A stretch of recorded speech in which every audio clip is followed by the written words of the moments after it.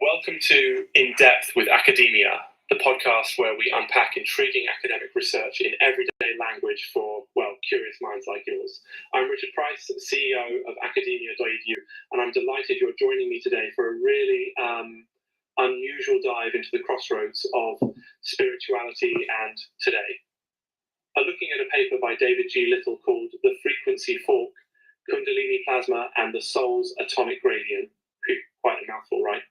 Before we get into it, I want to remind everyone that my job here is neutral exploration. I'm not endorsing or refuting the paper's claims, just presenting them for you to think about, reflect on, and question. Okay, let's dig in. So what's the core question here? Well, this paper responds to something called Barbara White's 1993 Planetary Challenge. Her statement: "The new science needs better than this." Little takes up that gauntlet, trying to figure out where the boundaries of classical biology end. Think what powers your body day to day, and where something he calls Kundalini plasma begins.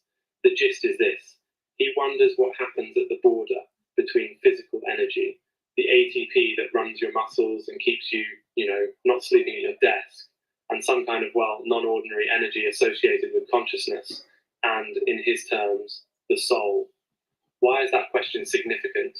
At first, it feels really out there, but if we think about wellness, meditation, the search for meaning, or even what motivates us at our core, these are questions with real resonance for a lot of people. For anyone who has wondered whether there's an unseen dimension to our mental life beyond simple biochemistry, this research is pitched as a tool for mapping that territory. Again, I'm not saying this map is accurate, but it's definitely ambitious. So let's break down the arguments and methods. The paper presents three so-called ceremonial diagrams: Barbara's spectrum glyph, the energy fork capsule, and the 8 minds gradient. Instead of traditional data, think surveys or chemical assays, we get, scroll-sealed transmissions, glyphs, and mapped-out levels of consciousness. If you're thinking, okay, is this typical science? Not really, but it offers an alternative way of conceptualizing the relationship between matter and mind. Now, about the actual insights.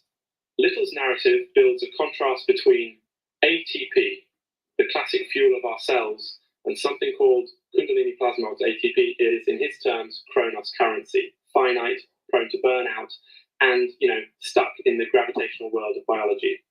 Kundalini plasma, on the other hand, is described as limitless, scroll-coded, meaning, part of some bigger cosmic ledger and capable of fueling our consciousness beyond the bounds of what ATP can handle. There's this central inflection point, the frequency fork, where we allegedly transition from ordinary matter-bound energy to a more transcendent, soul-powered energy. Let's pause for a second. There's a lot of ceremonial language here. What does this mean practically if you've ever found yourself exhausted physically, but say still feeling mentally or spiritually alert, like after a night of meditation or a really good concert? Little's model would say you're experiencing this energy fork firsthand. According to him, your astral and causal bodies hum right along even when your physical form conks out. Maybe a digression. I remember once after a long day I sat on my couch, absolutely wiped, but the minute I started daydreaming about a big project, the exhaustion kind of lifted a bit. Maybe you felt the same. Okay, back to the script. So, what about these 8 minds, little diagrams, the ascent of consciousness using atomic layers? Think of your mind not as one united thing, but split across physical mind, cellular mind, habitual mind, all the way up to supermind. Each of these bands is supposed to correlate to a level of energy, matter, and mind. Again, no hard data, but this gives a structure for reflecting on how we can experience very different modes of consciousness. For you as a listener, what can this mean in your daily life?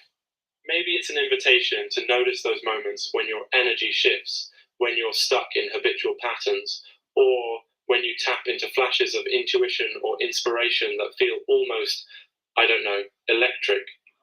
Whether or not you buy the metaphysics, it's a call to pay attention, perhaps, to the diversity and complexity of your inner experience. So, just to recap, David G. Little's The Frequency Fork paper proposes a model for how physical and soul energies meet, divides the mind into atomic gradients, and wraps it all up in ceremonial diagrams intended to fulfill a decades-old vow to push science further. It's unconventional for sure, but it's one lens through which you, the listener, might reflect on the energetic dynamics in your own life. As always, remember, academic research like this doesn't provide absolute truth. It's a map, not the territory, and it's up to you to decide what resonates, what challenges, or what simply makes you go, I hope you found something thought-provoking here, even if you carry away more questions than answers. That's it for today on In Depth with Academia. I'm Richard Price, and I'll see you next time for more curious journeys across the academic landscape. Stay thoughtful and keep exploring.